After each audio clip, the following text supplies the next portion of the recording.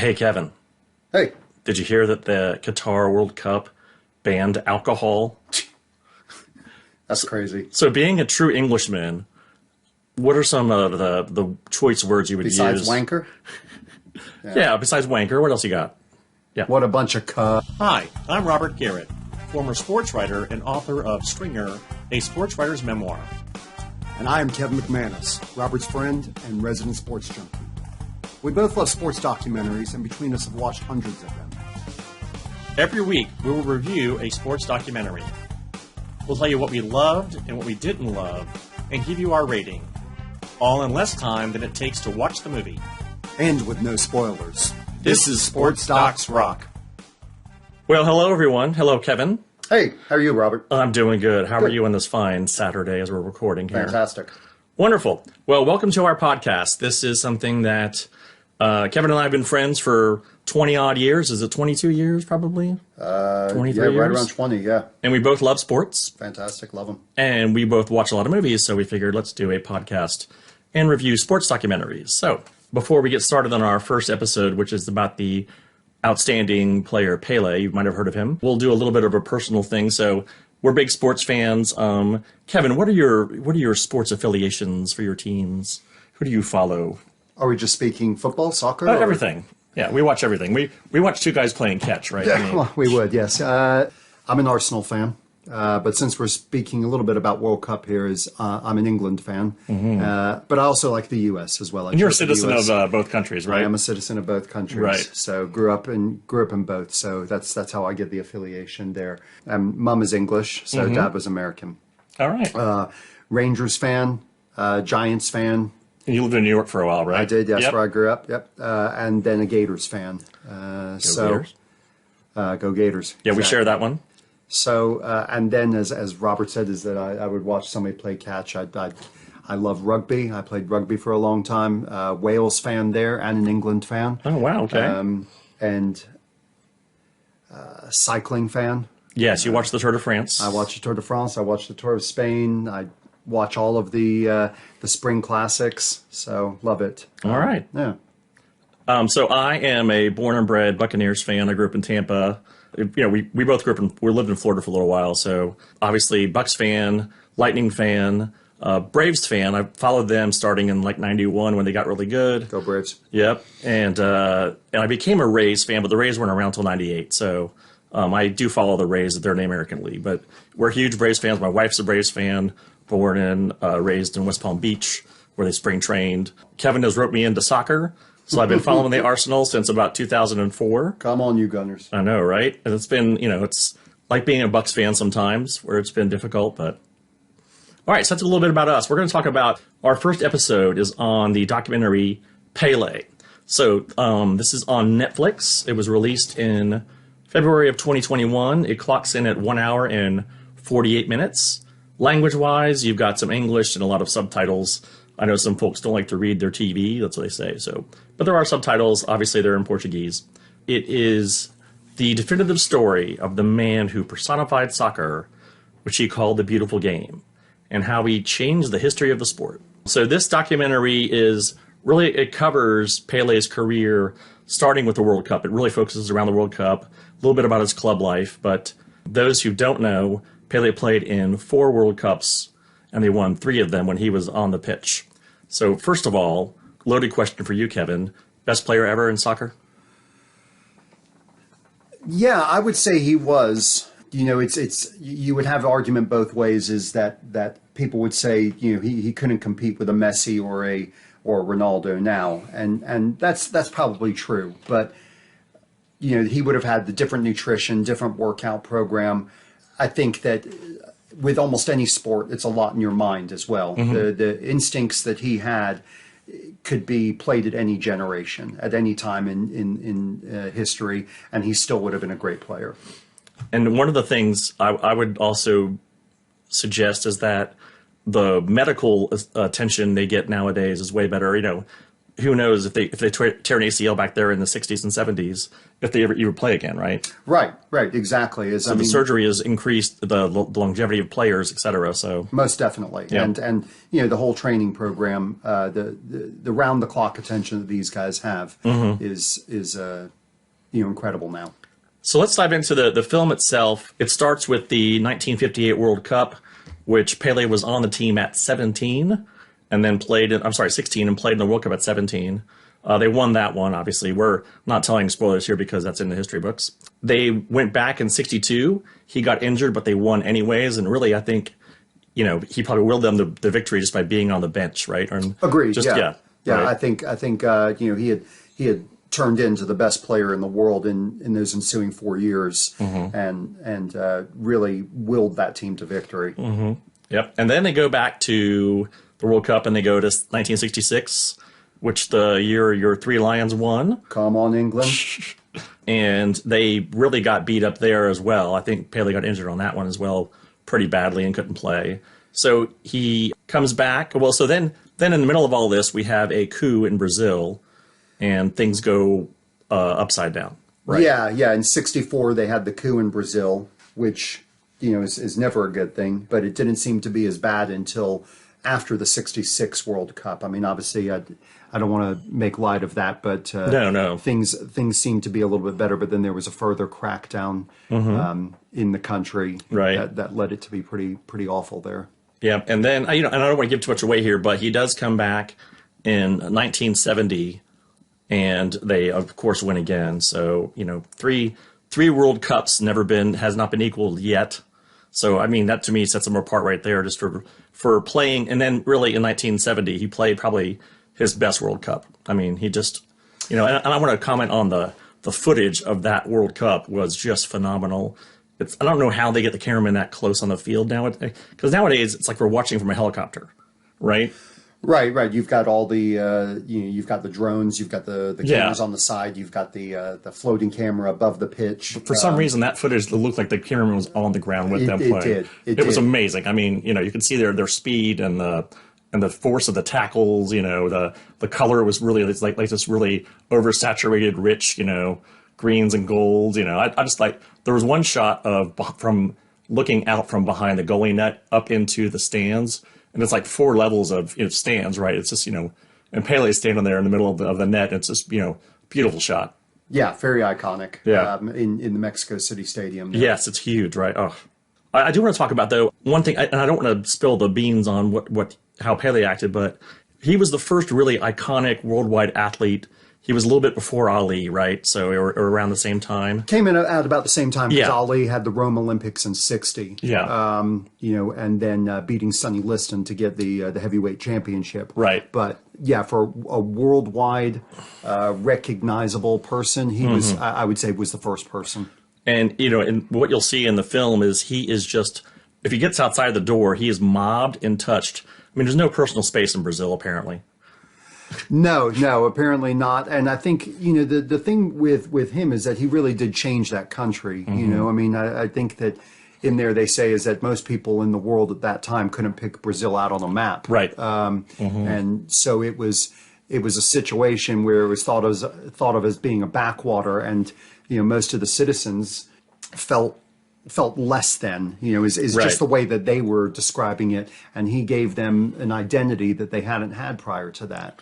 I think a good discussion point. I don't want to spoil it, but so athletes, are they responsible for being the moral arbiter of a nation, right? So, for example, Muhammad Ali was a conscientious objector to the Vietnam War. He said it was bad, and he paid for it. Pele was thrown into the same place. I don't want to say what he said, but what are your thoughts around that? Like Charles Barkley, who says, "Hey, we're not role models, but he does speak his mind." But like Michael Jordan really didn't do much, right, to forward racial equity, right? Jim Brown, like big activist. Jackie Robinson, big activist, right? What are your thoughts on that? I think it's a personal thing, Yep. And it's situational. Although Ali did lose his stripped of his title, was one time thought that he was going to go to prison. Right. Is that there wasn't a chance that he was going to be disappeared, as a lot of people in Brazil were at the time. That's right. Although he was a worldwide star, is that accidents happen, and Yes. Maybe he just didn't want to make a choice. Maybe he didn't really have an opinion. I don't know, and who am I to judge him? Right. Either side of the coin. To your point, it was a bit Stalin-esque, what they were doing with these purges. There were people would disappear into prisons and then you wouldn't see them again. Correct. And I think the most telling quote for me was at the very end when they win the World Cup. He says, "The greatest gift isn't the trophy; it's the relief." That was, I think, the best line of the whole movie. Right, and it's just shows how much pressure he was under from Brazil for, what is it? So 58 to 7. So, for 22, 24 years, he carried the country on his back. Absolutely. Yeah. Yeah. No, it would have been 58 to 70, so 12 years there. Mm-hmm. But then... and then he played for his club team, though. He did play for Santos until 74. Right. And then he went to the Cosmos, which is really where I saw him play. And that's another documentary we should watch, too. There's one about the Cosmos. Is there? I watched a long time ago. Yeah, I'll have to find it at the end. Yeah. That's fantastic, yeah. It was great. I remember that as a kid. Him coming there, Franz Beckenbauer and Giorgio Chiellini. Mm-hmm. It was just a great team to watch. Oh, yeah. Yeah. So let's talk about the numbers. 1,280 plus goals and 1,300 plus matches. No one's going to come close to that, probably. Yeah, as much as Ronaldo wants to, I don't think he's even ever going to touch that. He might have to be playing until he's 70 something. Right. Yeah. And the fact that he scored his 1,000th goal against Vasco in 1969 when he had only been playing. He was still under 30 by the time he did that. It's just ridiculous. Yeah. The one thing I loved from the film is you see some of the standard highlights, but the way he was so composed in the box, like he would stop so many times and just like look around and be able to pass the ball, right in front of the net. Yeah. His vision on the field was, I don't want to say unparalleled because there's some very good players obviously, but it was amazing to watch that, how he would go around 3, 4, 5 guys and make it look like nothing. Yep. So what were some of the things about it, that you maybe wanted more, from the documentary? What were anything there that was missing for you? Missing, I can't really say there was a lot missing there. I think it did a good job of touching on the country, his how he grew up, the expectations that were put on him, the troubles that he had, family life, maybe marriage more than family life, I guess. But no, I thought they did a very good job. One thing that I always wondered with Pele, I know that the Santos chief said that he would never sell him, but I was just amazed that nobody ever really seemed to come in from him for Europe. That's a good point, because I know they said they played these barnstorming tours in Europe. They did as part of the film, but yeah, I would have loved to see them play Bundesliga or Premier League, or Spain or Italy. It would have been to play for Madrid or Barcelona, Absolutely, it would have been interesting to see. Because you don't know really what's the quality of the Brazilian league back then, right? Well, in fairness to the Brazilian league back then, I think it was a little bit different. I know that Spain was a great league, as are most of them. They have their good players and bad players, but I think that the style of play that he was playing in Brazil really helped change how even European teams play now. Right. But then, you look at how come 62 and he really got kicked about. That changed the Brazilian team, how they play now as well. It wasn't just all nice kicks and nobody touching them. They're a lot tougher team. Right. Yeah, and I would say as far as, missing for me, nothing really, his early childhood, how he got to be so good, so young. Because they do start when he's about 16 years old, right? They mentioned he was a shoe shine boy. A little bit more backstory maybe of how he got noticed. They didn't go too deep into that, right? So they didn't, but I think that it's a tightrope there, isn't it? Is that if you go too deep into all of that, did that make a difference, or did I think they touched on how important football was to his father, how he wanted to be like his father. When they lost in 50.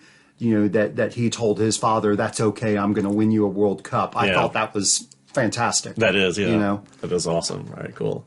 All right, so let's go ahead and we'll do our ratings. Our scale is 1 to 5 rocks. Five is the highest rock, and 1 is the littlest. I'm going to give this guy 4 out of 5. I think it was really good. I mean, great footage, really comprehensive. They had a lot of good interviews with his teammates at the time and the coaches that they were still alive. So yeah, I really enjoyed this. It was, for me, my favorite part was the footage on the field in that 1970 World Cup. It's just amazing to watch for me. But Kevin, what do you got?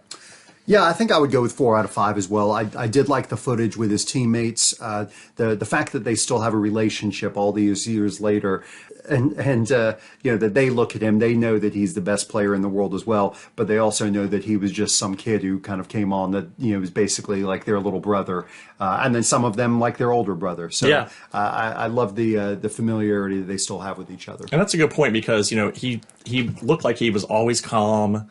Nothing bothered him, and he was a good teammate apparently because all of his friends still love him. Right. Like when they roll up in the middle of the documentary, he's rolling up to his friends, and they're all just cheering and to see him. You could tell he was loved and iconic and a good guy. It seemed like, right? It does, yeah. And he gave them a lot of belief in themselves as well, and the team and the country. Absolutely, yeah. That's a very good point too. Is like in one of the scenes, he tells a guy to score, and the guy scores. Right. He just was magical. All right, well, thank you for joining us. If you want to stick around for a minute, I'm going to advertise my book that I wrote last year. If you want to go now, that's fine. We'll see you next week. And we're going to be covering the Workers' Cup documentary, which was released in 2017 about the Qatar workers. Thanks for joining us. Take it easy, guys. All right, see you next week. Thanks for joining us. You can follow us on all of the social media sites, Instagram, Facebook, Twitter, Sports Docs Rock. It's SportsDocsRock. Thanks to Alec Miller for the music. Hi there. Thanks for sticking around. I wanted to tell you about my book, Stringer, a Sports Writer's Memoir. Stringer details my 7 years as a sports reporter in Central Florida. It contains loads of fun and interesting sports stories. You can read how I started my career by emptying trash at the Lakeland Tampa Tribune office. I get inspired to be a writer and craft a game story to give to the editor. He loves it and assigns me a football game, and I'm off and running. Follow me as I develop as a writer and a person, moving from covering high school sports to being on the field with the Tampa Bay Buccaneers. Stringer has been positively reviewed by best-selling sports writers such as Jeff Pearlman, John Wertheim, and Chris Ballard. It's available on Amazon and Audible. I hope you enjoy.